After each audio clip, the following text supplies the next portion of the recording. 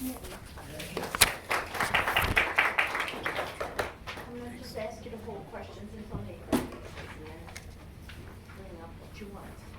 Okay, well, I'm up here with kind of a feeling of imposter syndrome. Sitting next to Jeff, who's served the city for so long in such an amazing way with poverty and homeless. I fell into this. I'll give you a bit of a background. When I was younger, I went to Nogales, Mexico, handed out food, built houses for those down there. Stayed at an orphanage, which was also an elder care facility. It impacted me seeing a half-mile long of people right across the border waiting for food, waiting for bread. When I came back, unfortunately, I saw one thing that really drove me to this day towards public service in general, but specifically in the area of homelessness and poverty. I was working as a farm worker, and we were headed outside of Pullman. And there was an individual, large backpack, being escorted outside the city limits, right here going towards Colfax, by the police. And our boss stopped, we picked him up, and he got in, sat right next to me, an older gentleman, very weathered. And I talked to him because everybody else in the van suddenly seemed to fall asleep when this gentleman got in.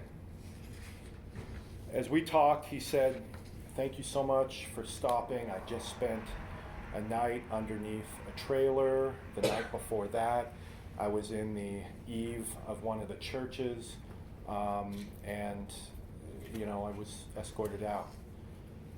Oh, well, back then I was a big eater, still am. So I had 2 sandwiches, and as we stopped in Colfax, because that's as far as we could go with him, I said, "Please, take one of my sandwiches, and what are you going to do?" He said, "Well, I'm going to keep going towards Spokane and see where things go." That was back in 1999, I believe. So why am I here now? I'm not an expert by any means. But in 2010, the Poverty Awareness Taskforce, which wasn't officially the PAT group, was started by Pat O'Neill. And if you're wondering, is that a coincidence? Yes. Pat O'Neill was a county commissioner back then, and he started seeing the challenges of homelessness and poverty in the county.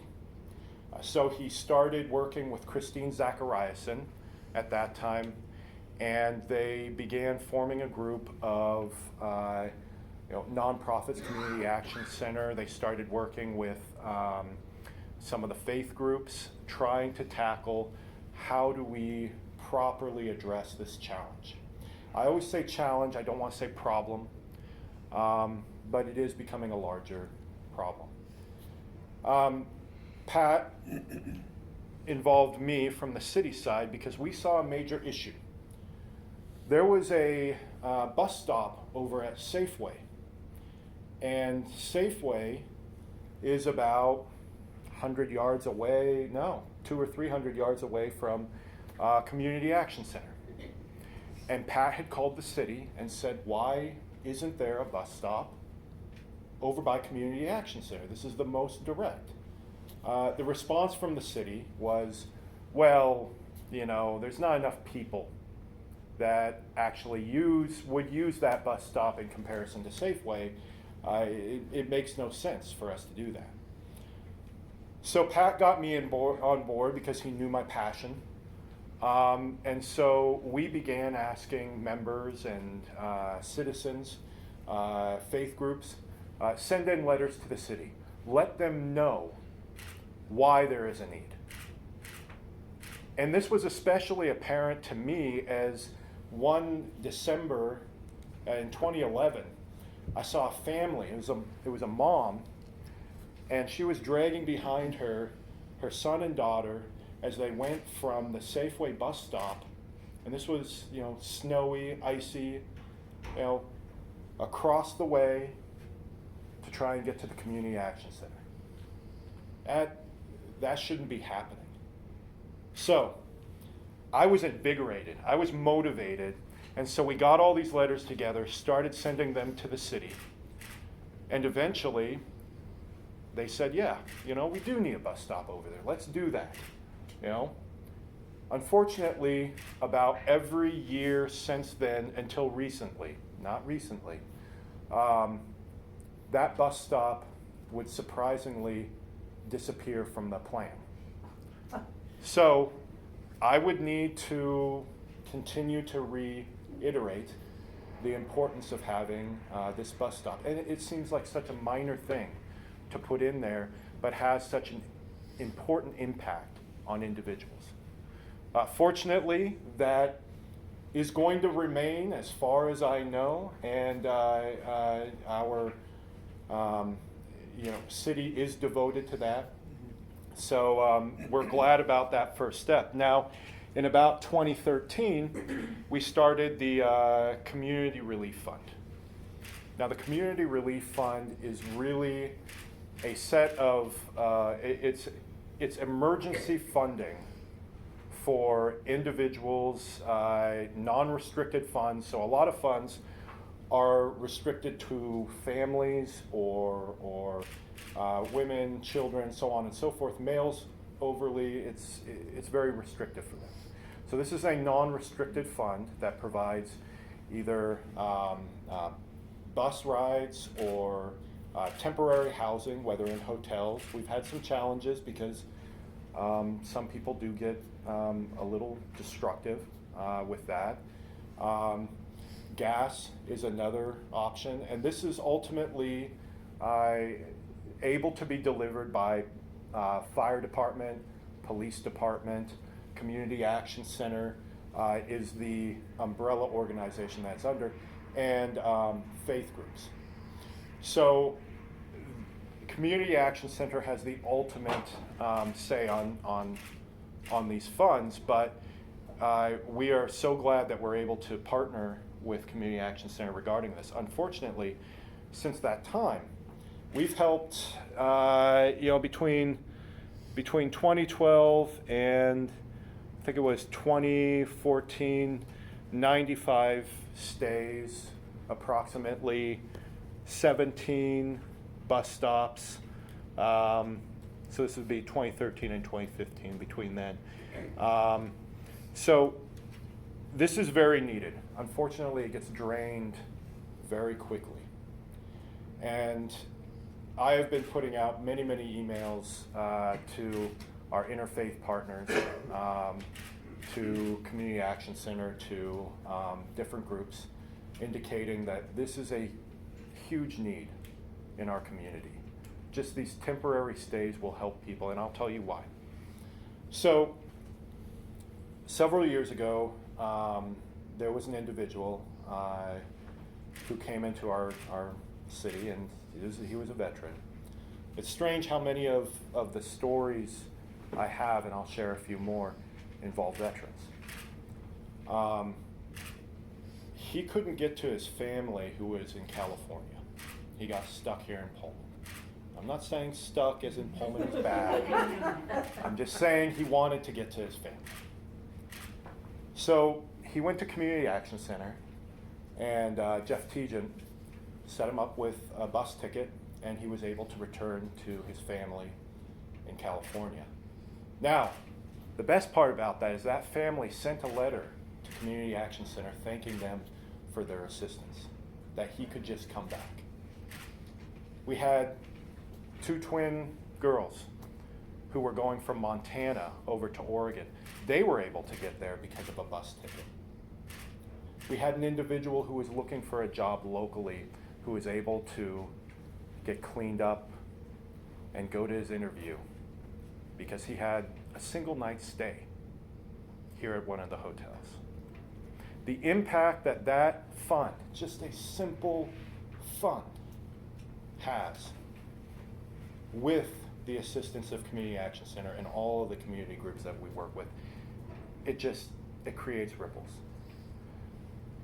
And, I'll tell you, I'll share another story that some of you may have heard many, many, many times,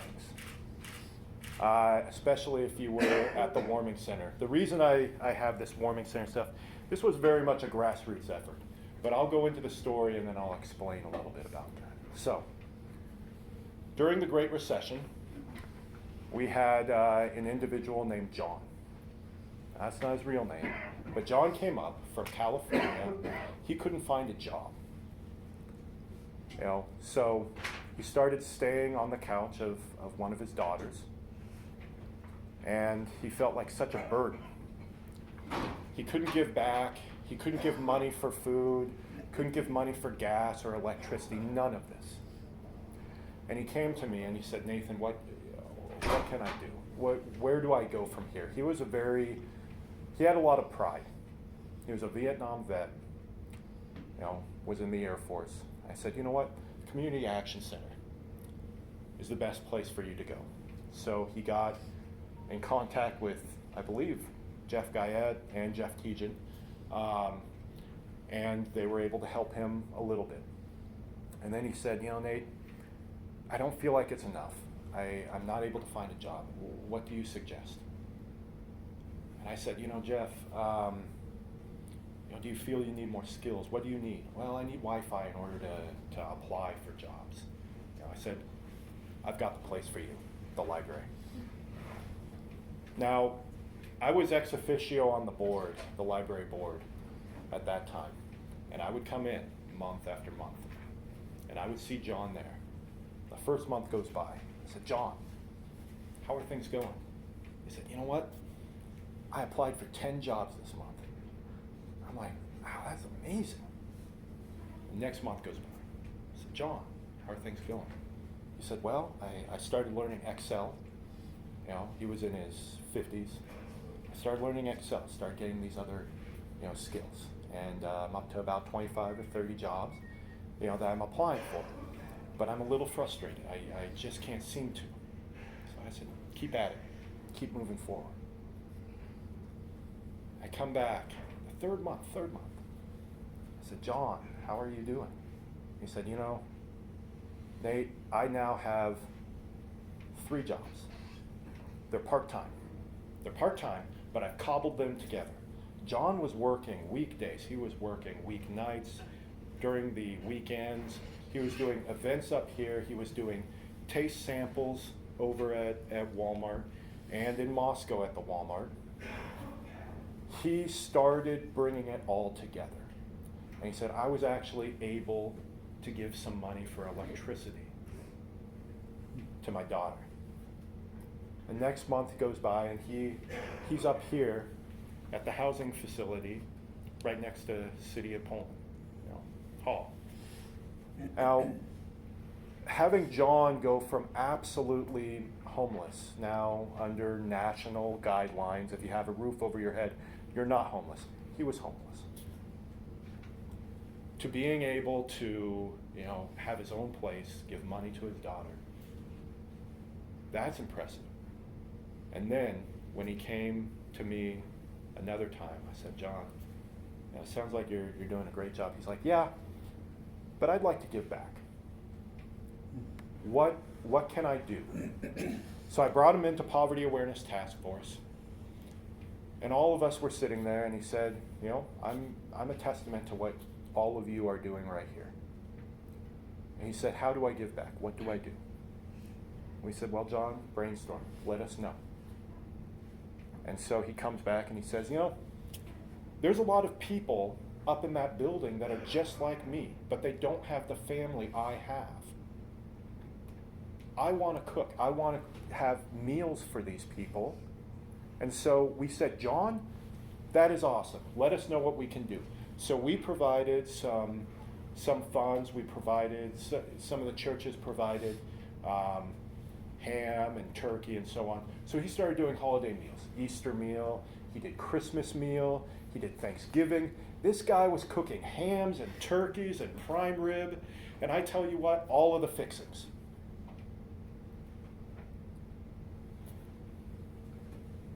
And John did this for about 3 years. And then one day he came to me and he said, Nate, you know, I appreciate everything. I've passed the torch. You know, I don't know if they're still going on. I haven't heard right now, but he said, I passed the torch.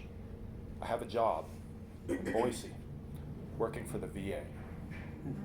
He is right now down there, his own home, working for the VA now for about, I think, 2 or 3 years.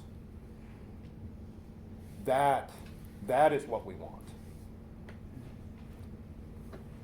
And that, in my opinion, is what our community can provide. The Poverty Awareness Task Force, I've used that a couple times, but haven't explained it. The Poverty Awareness Task Force is a group of public and private organizations, faith organizations, citizens who come together to face the same challenge that we see. We have seen panhandlers. It is most of the time under the radar. You know, there are many individuals who camp out at the parks, along the trails, you know, at Koppel Farm. And these individuals, most of the time, they just want to be left alone. But some of them need that help or want that help. And I know Jeff Tejan has gone out many times to talk to these people, offer up services. And that is huge. That is a huge part of it. But you got to also understand that these individuals are also students, like Jeff had said. They're students. Some of them are even WSU teachers. That is wrong. Others come in and it's for a season and they move on. Many of them go from church to church, faith group to faith group to try and get assistance. They go to nonprofits, and that's why when Poverty Awareness Task Force formed, it was important for all of us to come to the same table and say, yes, we see these individuals, they're asking for this, for help. How do we best help them? Do they need training, education? Do they need food? Do they need temporary assistance? How best do we put them into the right position so that they can be successful? And I feel the Poverty Awareness Task Force fills that gap. We look at where are our services, what are the services that we can provide at that table, and where are the gaps that we can fill. So, when we came together and started discussing how best to help, one of the things that came up was a warming center. Now, this had been something that had been on my radar for a very long time. You know, Pullman is pretty inhospitable when it comes to winter. And anyone who saw our spring turn into winter suddenly with no idea where fall went to, I thought I had Rip Van Winkled myself, and fell asleep. The warming center itself, which operated last year, was actually about 2 years in the making. I had started discussing it with the city of Pullman in 2016. And at that time, they said, there's nothing we can do. Now, Adam Lincoln came on board, and we started talking. And I said, Adam, this is on my radar. I'm talking to the interfaith group, which includes, everything from Jewish faith, Muslim, Christian, Catholic, It doesn't matter. They're all at the same table because they see the same challenges. And homelessness and poverty is one of them. And they said, Nathan, we would like to help with this. Let us know what we can do. So we started meeting. I talked to Adam. And, at first, in 2017, we were just too far into the season. And I had the police announce at one of the council meetings, you can use our foyer, you can use our area to kind of sleep on the bench or spend the night. Anyone who's been in a police station, anyone who's been in trouble, even if you're not in trouble, maybe your heart rate, goes up a little bit going in those doors, paying a ticket, whatever. I started thinking to myself, this is not ideal, Now, our police are great. They're welcoming, everything. But just staying a night on that hard wooden bench would be really, really tough for me. And that doesn't even count, people coming and going, seeing your face. Sorry, I'm running out of time? Okay, all right. So, the warming center, and I will pass these out real quick here. So these are some of the things that we put together for the warming center. I worked with Family Promise of the Palouse. The reason they're so ratty and tattered is because this was a grassroots effort. And so I just took these as we were closing down. And you can see the artwork is my own. So that's the warming center. I can just hold that up so people understand. So here's some of the volunteer. So you can see last year we had little funds. We were working with Family Promise of the Palouse, had tons of volunteers. And it was a test bed. How do we do this? Well, lots of ingenuity, lots of donations,